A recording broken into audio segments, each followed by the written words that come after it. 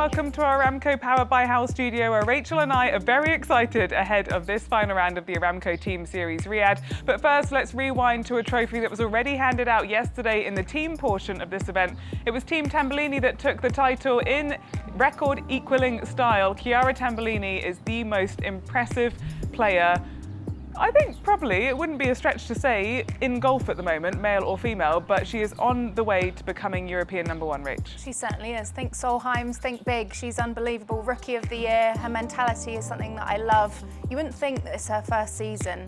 She is here to dominate, and she's a super impressive ball striker. It's her first season and her second Aramco Team Series team victory. She went back-to-back because she was led her team to victory in Shenzhen as well. So no stranger to winning. She knows exactly how to do it. And she was alongside Mimi Rhodes, who is a young superstar of the future, and Charlotte Mora and Tennille Chu. But let's talk Mimi Rhodes, because she only turned pro in September, but she's made quite the mark already, Rach. Annie, when we're talking about these golfers, the future of female golf is in a really, really good spot. Now, Mimi, Curtis Cup, won second stage of LPGA. She's such a relaxed golfer.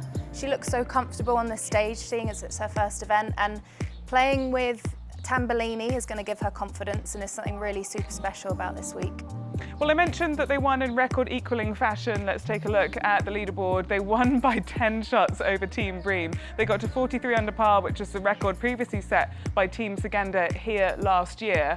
But in terms of Mimi Rhodes spending time with Chiara Tambellini at this early stage in her career, and Chiara's mindset, she kept saying to her team, such a leader, halfway around, let's get to 40 under. No one was going to catch them, but let's get to 40, let's get to 43. How special is that, just to be exposed to and spend time alongside for Mimi? Annie, we know it's a game between the ears, and the fact that you're getting that information of, you're not thinking about, your miss or what's wrong, you're thinking about, I need to get to this number, how am I going to make birdie? And that is something crucial and super special about Tambellini. And for Mimi to be around that, it's going to pay dividends. So that's the team portion of this tournament that is all tied up with a very nice Tambellini bow on top.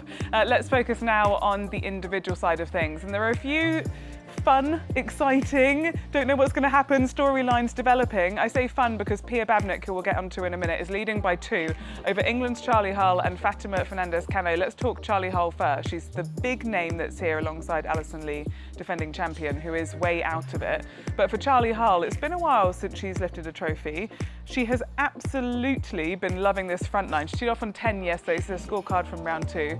Very, very gradual start, was way back, and then 31 on the front nine. She was 30 on the front nine on the first round.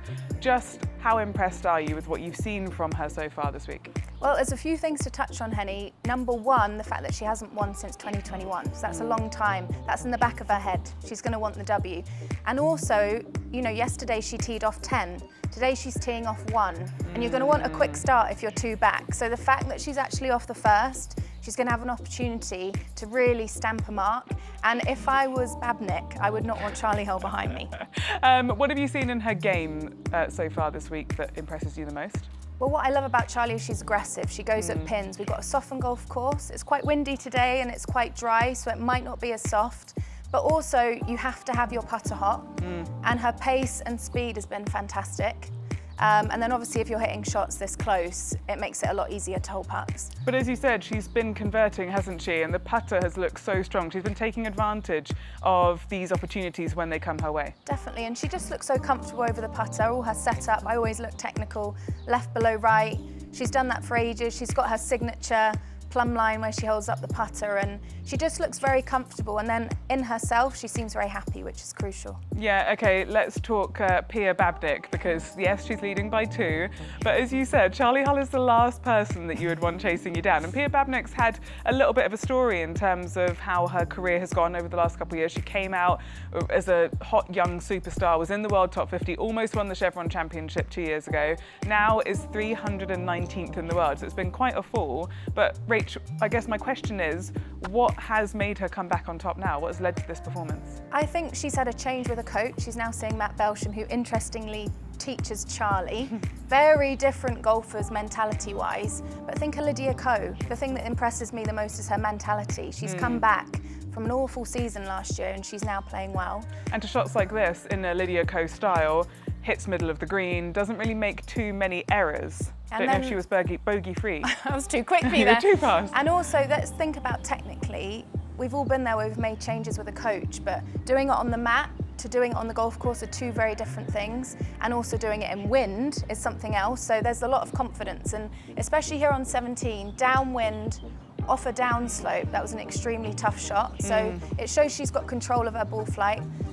So, Rach, now we have the dynamic shift of when we saw Pia hold that putt on 17. I love that smile that she had because Georgia Hall, her teammate, was sort of ribbing her a little bit. And as you said, she looked a little almost embarrassed.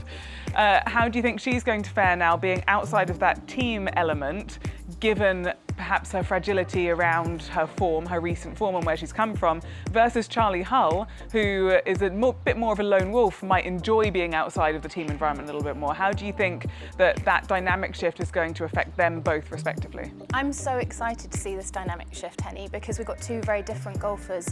Pia, as we said, she's quite shy, reserved. Also, she hasn't won recently, but she has won a lot of tournaments before. So I'd be honing in if I was her coach. You've won before, okay? Let's talk about your golf. Stay in your lane. Charlie's a different golfer. She's been going at everything, but you're a softer character. Remember who you are out there. And then Charley, I just can't wait to see how she dominates that front nine.